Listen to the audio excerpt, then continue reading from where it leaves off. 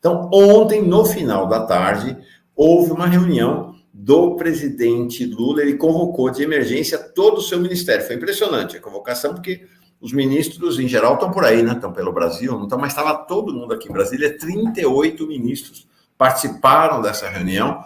Foi uma reunião emergencial, efetivamente, não foi transmitida a abertura, mas Lula mudou o tom.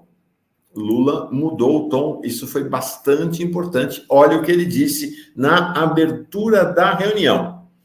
Porque esse fenômeno que aconteceu, me parece que não foi só o fenômeno da chuva. Me parece que tem o fenômeno também das pessoas que não cuidaram das comportas. Está falando do prefeito de Porto Alegre, né? O Sebastião Mello. Que deveriam ter cuidado há muito tempo. Mas tudo isso é um problema, aí ele dá uma amenizada, né? A ser resolvido daqui para frente, nós vamos tentar apresentar a nossa contribuição ao povo do Rio Grande do Sul, inclusive apresentando uma discussão nacional para resolver definitivamente a questão das enchentes na cidade de Porto Alegre e na região metropolitana. Ele dá uma amenizada no final, mas o fato é que há uma mudança naquela postura, todo amor, né? Somos todos irmãos, com esses bandidos, né? Com esses criminosos como o Sebastião Mello. Isso não está acontecendo ainda em relação ao Eduardo Leite, né? A relação de Lula com o Eduardo Leite está sendo uma relação toda carinho até o momento. Vamos ver até quando isso vai, porque não existe essa correspondência do lado do Eduardo Leite, não. A coisa lá no Rio Grande do Sul, quem está no Rio Grande do Sul sabe como o bicho pega.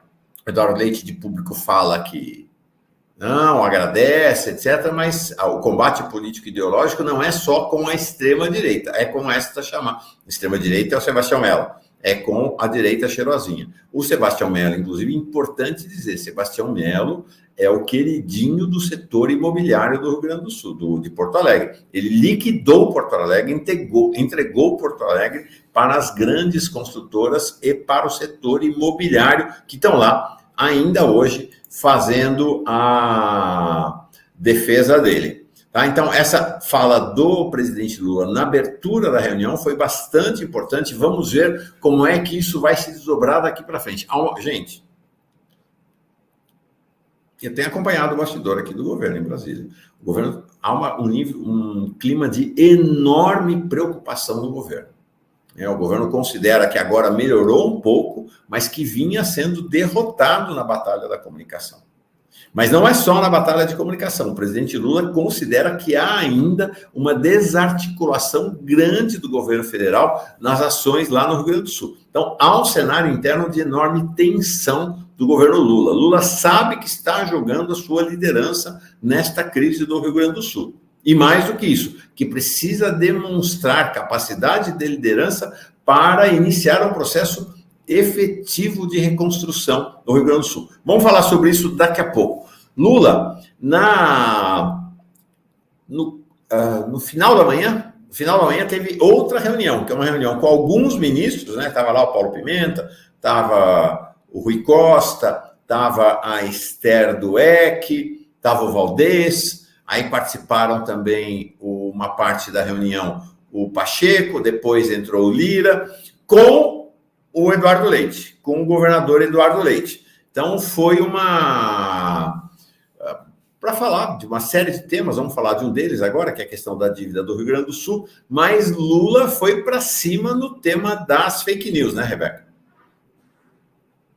Exatamente, Mauro. Mais uma vez, nessa reunião, ele voltou a falar sobre esses criminosos. Eu sempre vou qualificar como criminosos essas pessoas que fazem desserviço em meio a tanta soma de esforços que os voluntários, agentes socorristas estão imprimindo lá no Rio Grande do Sul. E ele classificou essas pessoas que espalham as fake news como provocadores baratos que vendem mentiras e atrapalham, né, toda a articulação. E na fala, o Lula disse, olha, tem muita gente, voluntários, militares, se matando para trabalhar, para ajudar, e tem pessoas que continuam vendendo mentiras, continuam vendendo desgraça, inventando histórias. Segundo o presidente, é preciso ter cuidado para que esses provocadores baratos não levem alguma vantagem. E ele disse: quem tem que ganhar aqui é o povo do Rio Grande do Sul, quem tem que ganhar agora são as mulheres, as crianças, os idosos, os trabalhadores, e temos que garantir que eles sejam tratados com a maior dignidade. O Lula voltou, então, a elevar o tom em relação a isso. E a gente falou aqui, das principais fake news que rolaram na última semana, inclusive dos parlamentares da direita também, não é só as pessoas comuns que não são políticos, falando em relação aos comboios de alimento, de ajuda humanitária que tem chegado, o que impede que as pessoas continuem doando, porque isso gera, de fato, uma pulga atrás na orelha de quem não está lá, não está acompanhando a situação de perto. E ontem eu vi também uma fake news dizendo, olha, é cada absurdo, Mauro, que a gente ouve. Recebi no grupo lá dos meus parentes também uma mulher evangélica dizendo que Deus estava castigando o Rio Grande do Sul porque o governador tem um relacionamento homoafetivo. E isso é muito perigoso, isso é muito grave, isso expõe as pessoas a uma violência extrema. A gente sabe, o que significa isso. Sabemos que os políticos que estão na linha de frente estão suscetíveis a passar por esse tipo de problema, porque faz parte da política. Claro que o bolsonarismo abriu a tudo aquilo que tem de pior na política, mas e as pessoas que não são? E as pessoas comuns, não é, Mauro? Aquelas pessoas que têm um relacionamento homoafetivo são colocadas novamente na mira desses negacionistas, desses criminosos, e isso me preocupa bastante. O próprio Pablo Marçal tinha dito, pouco tempo depois do show da Madonna, que o povo do Rio Grande do Sul tinha sido oferecido num culto satânico. Isso é muito grave, sabe? Porque as pessoas compram essa ideia. Tem muita gente que compra essa ideia e isso é muito preocupante. É essencial que o governo vá para cima com a Polícia Federal, com o Ministério da Justiça. Para finalizar essa parte da reunião, Mauro, o governo, o presidente Lula, também anunciou que o governo federal vai suspender a dívida do Rio Grande do Sul com a União, por 3 anos, o que deve avaliar o governo gaúcho em 11 bilhões de reais. Além disso, ele anunciou também que os juros do período referente às dívidas serão perdoados pelo governo. Ou seja, com a taxa de juros cobrada sobre as parcelas não pagas, cairá para 0, o que significa que vai sobrar aí também mais 12 bilhões de reais para ajudar na reconstrução do Rio Grande do Sul.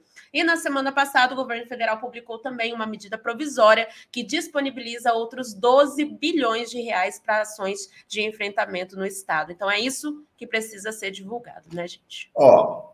Esta decisão do governo Lula de suspender a dívida e zerar os juros por 3 anos, ela ainda precisa ser aprovada pelo Congresso, tá? Então não é uma decisão, o Lula não pode assinar lá uma portaria e resolver isso. Vai ter ainda que ser aprovado nas próximas semanas pelo Congresso Nacional. O Eduardo Leite reclamou, porque ele quer o perdão da dívida, ele não quer a suspensão por 3 anos, ele quer o perdão da dívida. Este é um tema, tá, gente? Este é um tema. Aqui, nesse caso, é preciso avaliar bem, porque, de fato, os estados estão sendo sufocados pelo esquema de pagamento das dívidas. Isso é uma coisa tradicional no Brasil, né? Os juros do Brasil são nas alturas, os estados estão endividados, e aí, por conta do arcabouço fiscal, o governo federal, nesse caso, sufoca, esmaga os estados que ficam sem capacidade de investimento. São vários estados do Brasil em crise financeira grave. Então, esta questão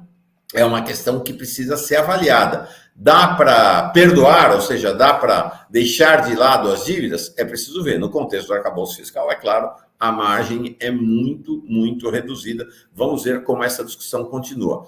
Importante, Lula, apesar de não ter tido transmissão daquela reunião da tarde, tem uma parte toda fechada, vou contar agora o que rolou na parte fechada, teve esse discurso inicial do Lula, que é esse no qual ele fala das comportas, né? Pela primeira vez fala das comportas. Mas a reunião da hora do almoço, ali do final da manhã, desse grupo menor de ministros com o Eduardo Leite participou remotamente, foi toda transmitida. E aqui a fala do Lula sobre a questão das fake news, muito contundente, muito contundente. Aqui, a Marisa Neves falando que a querida deputada Melchiona também falou de perdão da dívida do Rio Grande do Sul. É isso aí. É uma questão essa questão da dívida dos estados é uma questão crucial e é uma questão que, mais uma vez, eu tenho insistido aqui, diz respeito a essa coisa, essa loucura, como diz o Paulo Clias, do arcabouço fiscal e dessa meta de déficit zero, de superávit e mais o que vier pela frente. Por falar em Fernanda Melchiona, nós comentamos ontem aqui, mas foi formalizado ontem à tarde, de manhã a gente antecipou, foi formalizado ontem à tarde pela Fernanda Melchiona e outros parlamentares do PSOL, uma representação na PGR contra os deputados federais disseminadores de fake news lá no Congresso Nacional em relação ao caso das enchentes. São alvos da representação que foi endereçada à PGR. Vamos ver agora o que a PGR vai fazer. Todos do PL, tá? Felipe Martins, Gilvan da Federal, aquele da bandeira brasileira, Paulo Belinski, daquela história da namorada morta, Carol de Tone, de Santa Catarina, essa lá da Comissão de Constituição e Justiça, e o General Girão. Esses os 5. Tem mais 2 no União Brasil. O Coronel Assis e Coronel Ulisses. Essa coisa de general, coronel, que virou essa coisa horrorosa lá do Congresso Nacional, desses PMs aí, que não contentes apenas em matar negros pobres, torturar as pessoas nas periferias, agora vão lá desgraçar o país. Vamos ver o que Lula falou, então, durante a reunião. Estava muito indignado com esse tema das fake news. Mas não dessa magnitude. O estrago, não só das pessoas que se perderam, das pessoas que estão desaparecidas, mas até dos animais que a gente vê perdido, pendurado, sofrendo, é uma coisa que tem impactado muito a sociedade brasileira. E nós ainda, além da catástrofe, além da desgraceira toda, a gente ainda tem um grupo de negacionistas, de pessoas que tentam destruir as coisas boas que estão acontecendo. Ou seja, tem muita gente, voluntários, militares, sabe, se matando de trabalhar para ajudar, e tem pessoas que continuam vendendo mentira, continuam vendendo desgraça, continuam inventando história, e nós precisamos ter muito cuidado para que a gente não permita que esses provocadores baratos, essa gente que vive mentindo, que vive fazendo fake news, sabe, leve alguma vantagem. Quem tem que ganhar agora é o povo do Rio Grande do Sul. Quem tem que ganhar agora são mulheres, são crianças, são senhores aposentados, trabalhadores, que nós precisamos garantir que sejam tratados com o máximo de dignidade. É isso aí. Clima de enorme indignação e preocupação do governo federal em relação às fake news. Nós mostramos ontem aqui a pesquisa da Quest, né, Rebeca? 1/3 da população brasileira recebeu fake news. 1/3. 1/3 é a crosta bolsonarista na opinião pública. Deu até um pouco mais que 1/3, né? Cerca de 40%. Mas, de fato, as fake news estão tendo um papel decisivo neste processo de combate à catástrofe criminosa lá do Rio Grande do Sul. Fernando Pina perguntando aqui. O Fernando Pina perguntando aqui. Mauro, Rebeca, onde anda Simone Tebet? Não vejo o nome dela em nada até agora. Fernando, tem que ficar assistindo aqui fora o café. A gente tem falado da Simone Tebet desde a sexta-feira, todos os dias aqui, porque o bicho pega. A coisa ali é complicada. Nós vamos voltar a falar dela hoje, tá, Fernando? Segura aí. Daqui a pouquinho a gente fala da Simone Tebet. Então, como disse, ontem teve, depois dessa fala inicial do presidente Lula, então vamos lembrar, né? 2 reuniões. Uma reunião durante o dia, final da manhã, começo da tarde, com o Eduardo Leite, alguns ministros transmitido integralmente, né, numa sala menor ali do Planalto, e depois, no final da tarde, por volta de 5h30, uma convocação emergencial do presidente Lula para uma reunião ministerial sobre o Rio Grande do Sul. Ele fez uma fala curta, essa na qual ele denunciou a situação lá das comportas, que para nós aqui não é novidade, né? A gente tem falado disso desde a semana passada, mas o presidente Lula até agora não tinha